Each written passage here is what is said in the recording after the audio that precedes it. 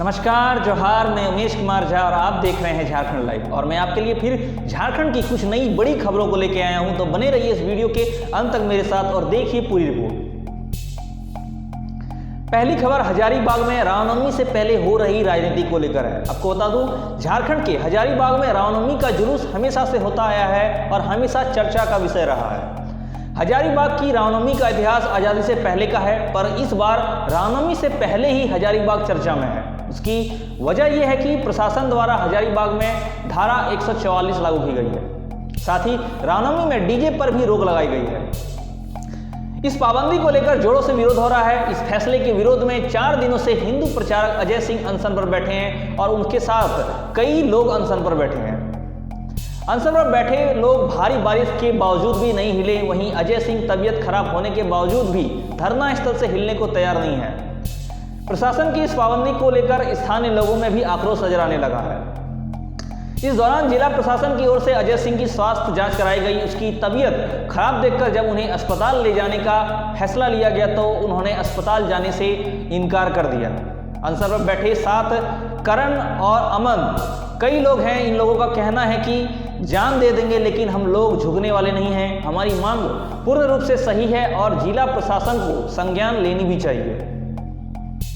प्रशासन की पाबंदी ने स्थानीय लोगों में आक्रोश पैदा कर दिया है, तो वहीं सियासत की चिंगारी भी अब सुलग रही है। अनशन कर रहे लोगों से कई नेताओं ने मुलाकात की। विधायक मनीष जायसवाल धरना स्थल पर पहुंचे और अनशन कर रहे लोगों का हालचाल भी जाना। विधायक ने वर्तमान सरकार पर निशाना साधते कहा कि जहां हिंदुत्व की बात आएगी वहां ये सरकार दमन का काम करेगी ही, मगर बीजेपी ऐसे मुद्दों पर सरकार के खिलाफ खड़ी रहेगी। जो राम का नहीं वह किसी काम का नहीं। विधायक ने कहा कि क्या हजारीबाग अफगानिस्तान का हिस्सा है जो वहां डीजे बजाने पर रोक लगाई जा रही है। अनशन पर बैठे लोगों से मिलने सांसद जयंत सिन्हा भी पहुंचे। उन्होंने भी हेमंत सरकार पर निशाना साधते हुए कहा कि हजारीबाग में रामनवमी जैसे मनाई जाती थी वैसे ही मनाई जाएगी। इस मामले पर जवाब देते हुए विधायक इरफान अंसारी ने कहा, भाजपा इन मुद्दों पर घड़ियाली आंसू बहाना बंद करे।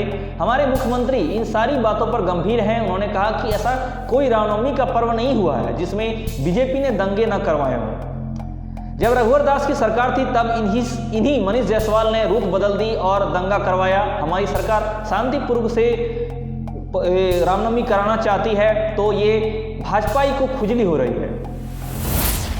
अगली खबर झारखंड में बढ़ रही हांगकांग फ्लू और कोरोना के मरीजों की संख्या को लेकर है। झारखंड में इन दिनों हांगकांग फ्लू और कोरोना के नई मरीजों के मिलने के बाद सतर्कता और बढ़ा दी गई है। आपको बता दूं, झारखंड में बिगड़ते मौसम के साथ लोगों की सेहत भी बिगड़ रही है। सर्दी खांसी के साथ साथ कई लोग हांगकांग फ्लू का शिकार हो रहे हैं। वहीं रामगढ़ में एक कोरोना संक्रमित मरीज मिला है।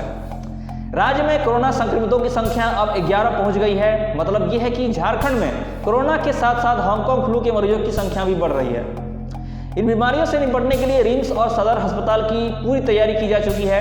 राज्य में कोरोना संक्रमण के मरीजों के मिलने के बाद राज्य सरकार ने सतर्कता बरतने का निर्देश दिया है। स्वास्थ्य विभाग के अपर मुख्य सचिव अरुण कुमार सिंह ने राज्य के निजी जांच घरों को अब कोरोना की तरह हांगकांग फ्लू के मरीजों को भी सूचना स्वास्थ्य विभाग व आईडीएसपी को देने का आदेश दिया है। मरीजों के उपचार को लेकर जिलों में बेड सुरक्षित रखने को कहा गया है। स्वास्थ्य कर्मियों को ट्रेनिंग भी दी गई है। राज्य सरकार हांगकांग फ्लू के बढ़ते खतरे को गंभीरता से ले रही है। झारखंड में अब हांगकांग फ्लू के 2 मरीज मिले हैं, जिसमें रांची में एक बच्चा इससे संक्रमित है जबकि दूसरा मरीज जमशेदपुर की एक महिला है। आपको बता दूं, इस मौसम में इन्फ्लुएंजा एक मौसमी बीमारी है। यह श्वसन रोग जनकों जैसे एडेनोवायरस आदि के अनुकूल भी है। ऐसे में खासकर बुजुर्गों को, कई बीमारियों से ग्रस्त व्यक्तियों को, गर्भवती महिलाओं को और बच्चों को ज्यादा सावधानी और एहतियात बरतने की जरूरत है। राज्य सरकार इस बढ़ते संक्रमण को लेकर गंभीर है। इस सभी उपायुक्त को इस मामले में अलर्ट करने का निर्देश दिया गया है। जांच की रफ्तार एक बार फिर तेज करने का भी निर्देश दिया गया है। निर्देश में अपर मुख्य सचिव ने कहा कि इन्फ्लुएंजा जैसी बीमारी और गंभीर तीव्र श्वसन बीमारी के रोगियों की निगरानी करें और संदिग्ध मरीजों के नमूने की इन्फ्लुएंजा के साथ साथ कोविड और एडेनोवायरस की आवश्यकतानुसार जांच भी कराएं। अगली खबर 1000 करोड़ के अवैध खनन मामले को लेकर है। साहिबगंज में 1000 करोड़ रुपए के अवैध खनन के मामले में आज ईडी पंकज मिश्रा से जुड़े पुलिस अधिकारियों से पूछताछ करेगी और इस केस में इन अधिकारियों की भूमिका का पता लगाएगी, क्योंकि इनमें से कई लोगों ने पंकज मिश्रा को फोन उपलब्ध कराने में मदद की थी। साथ ही रिम्स में पेइंग वार्ड में भर्ती होने के दौरान मुलाकात भी की थी। इसके साथ ही रांची के ईडी कार्यालय में रिटायर्ड डीएसपी व पूर्व में साहिबगंज में पदस्थापित रहे अफसर यज्ञ नारायण तिवारी से भी पूछताछ की जाएगी। आपको बता दूं, इस मामले में चंदन यादव और सूरज पंडित के खिलाफ पहले ही वारंट लिया गया है। पंकज मिश्रा ने सूरज व चंदन के 6 मोबाइल नंबरों के जरिए ही कई लोगों से न्यायिक हिरासत में रिम्स के पेइंग वार्ड में रहने के दौरान संपर्क साधा था। अवैध खनन से जुड़े मनी लॉन्ड्रिंग मामले में गिरफ्तार पंकज मिश्रा से मिलने के आरोप में सब इंस्पेक्टर प्रयास दास से भी आज ईडी की टीम पूछताछ करेगी। रिम्स में मिले सीसीटीवी फुटेज की जांच के जरिए दौरान ईडी ने इस पुलिस अधिकारी को पंकज मिश्रा से मिलने वालों के रूप में पहचान की थी। आपको बता दूं, इस मामले में ईडी ने मुख्यमंत्री हेमंत सोरेन से पूछताछ की जा चुकी है। पंकज से न्यायिक हिरासत में मुलाकात व फोन पर बातचीत के मामले में DSP Pramod Mishra, Rajendra Dubey, engineer N Rajak से भी पूछताछ हो चुकी है। दोनों ने ईडी को जांच में सहयोग नहीं किया था। अगली खबर अल्पसंख्यक मोर्चा की जिला स्तरीय कार्यकर्ता सम्मेलन को लेकर है। रविवार को गिरिडीह के गांडे प्रखंड परिसर में स्थित निर्माणाधीन गोदाम में अल्पसंख्यक मोर्चा की खुद जिला स्तरीय कार्यकर्ता सम्मेलन में उपस्थित हुए बतौर मुख्य अतिथि संबोधित करते हुए भाजपा अल्पसंख्यक मोर्चा के प्रदेश अध्यक्ष अनवर हयात ने कहा कि भाजपा सबका साथ, सबका विकास, सबका विश्वास के सिद्धांत पर काम करती है। यह मुस्लिम विरोधी नहीं है। केंद्र सरकार की सभी योजनाओं में मुस्लिम को बराबर अधिकार मिला है, जिसमें उज्ज्वला, पीएम किसान, आयुष्मान भारत, एसबीएम समेत अन्य कई योजनाएं शामिल हैं। उन्होंने कहा कि इस्लाम की शुरुआत सऊदी अरब से मानी जाती है। उसी देश ने पीएम नरेंद्र मोदी को देश के सबसे बड़े नागरिक सम्मान से सुशोभित किया है। मोदी ने इन 3 तलाक के नाम पर भी महिलाओं को अधिकार व सम्मान देने का काम किया है। योगी कैबिनेट ने दानिश आजाद अंसारी को बिना चुनाव लड़े मंत्री बनाया। योगी के बारे में विरोधी भ्रम फैला रहे हैं और राजनीति कर रहे हैं। उन्होंने यह भी कहा कि झारखंड सरकार मुस्लिमों को वोट बैंक की तरह उपयोग कर रही है। 3 साल बीतने के बाद भी अल्पसंख्यक आयोग, उर्दू अकेडमी व वक्फ बोर्ड का गठन नहीं हुआ है। इस सरकार में विकास नहीं है, भ्रष्टाचार बढ़ा है। उन्होंने कार्यकर्ता को गांव-गांव में केंद्र व राज्य सरकार की कल्याणकारी योजनाओं की जानकारी देकर लोगों को पार्टी से जोड़ने का निर्देश दिया। वहीं ऑल इंडिया पासमानदा मुस्लिम कमेटी के प्रदेश अध्यक्ष डॉक्टर कालीम अंसारी ने कहा कि पासमानदा मुस्लिमों की सुध पीएम मोदी ने ही ली है। अब सोया हुआ मुस्लिम जाग उठा है। पासमानदा देशज मुस्लिम है और पाकिस्तान का विरोधी है। पासमानदा मुस्लिम की समस्या भाजपा ही हल कर सकती है।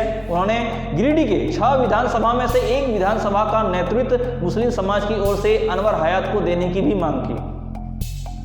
प्रदेश मंत्री एजाज अहमद सोनू ने भी गांडे विधानसभा के वर्तमान विधायक डॉक्टर सरफराज अहमद पर मुस्लिमों से वोट लेकर उन्हें ठगने का आरोप लगाया। उन्होंने कहा कि विधायक ने मुस्लिमों के हित में एक भी कार्य नहीं किया है। उन्होंने योजनाओं को बेचने का काम किया है। वहीं जिलाध्यक्ष जाकिर हुसैन खान ने कहा कि आरोप लगता है कि भाजपा मुस्लिम को टिकट नहीं देती है। ज़्यादा से ज़्यादा लोग जुड़ते नहीं हैं तो टिकट कैसे मिलेगा। इस कार्यक्रम में मोर्चा के प्रखंड अध्यक्ष अंसारुल अंसारी के नेतृत्व में 12 लोगों ने भाजपा की सदस्यता ग्रहण की। उनमें फुलजोरी के वार्ड सदस्य शमशेर अंसारी, मुस्तकीम अंसारी, वसीम अकरम, आरिफ अंसारी, रुस्तम अंसारी समेत अन्य को प्रदेश अध्यक्ष ने पार्टी का पट्टा पहनाकर स्वागत किया। सम्मेलन में प्रदेश महामंत्री सुल्तान अंसारी, प्रदेश उपाध्यक्ष रेहान रज्जा, प्रदेश कार्य समिति एंथनी स्वामी, पूर्व जिलाध्यक्ष यदुनंदन पाठक, गांडे विधानसभा के भाजपा आमंत्रित सदस्य रंजन सिन्हा, जिला उपाध्यक्ष जहूर अंसारी, जिला उपाध्यक्ष मोहम्मद अबुल कासिम, पूर्व विधायक लक्ष्मण स्वर्णकार ने अपना विचार रखा। इस सम्मेलन में जयमंगल राय, पुरुषोत्तम चौधरी, भरतलाल शर्मा, नंदकिशोर राय, वीरेंद्र पांडे, दिनेश राय, प्रकाश यादव, दिलीप अंसारी, मोहम्मद इरफान समेत जिला व विभिन्न प्रखंडों के कार्यकर्ता भी शामिल हुए थे। अगली खबर धनबाद के निरसा से है। धनबाद के निरसा में भलजोड़िया और अंसार मोहल्ला में छापामारी करने के दौरान गए बिजली विभाग के अधिकारियों को लोगों ने जमकर विरोध किया और हंगामा भी किया। इस दौरान अधिकारियों और लोगों के बीच नोकझोंक हुई, जिसके बाद स्थानीय लोगों ने बिजली विभाग के 2 मिस्त्री को बंधक बना लिया और उन पर कनेक्शन जोड़ने का दबाव बनाने लगे। लोगों के विरोध के कारण छापेमारी टीम को लौटना पड़ा। आपको बता दूं पूरा मामला यह है कि बिजली चोरी रोकने के लिए विभाग की ओर से पिछले 3 दिनों से छापेमारी अभियान चलाया जा रहा है, जिसको लेके शनिवार को भलजोड़िया और अंसार मोहल्ला में छापेमारी की गई। इस दौरान 10 लोगों के घरों में चोरी से बिजली का उपयोग किया जा रहा था।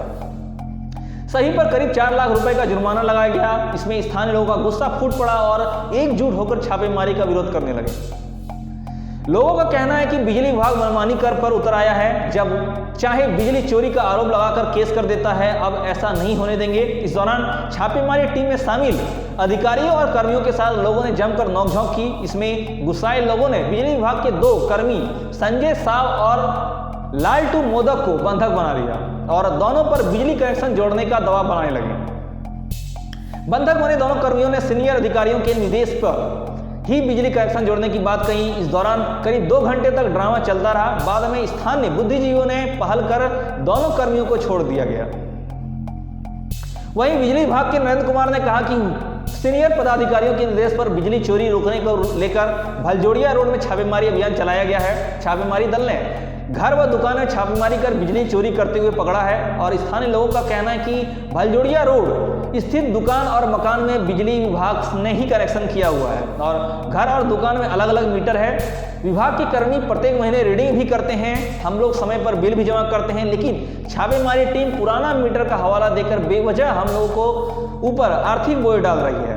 हम लोगों को बेवजह परेशान किया जा रहा है।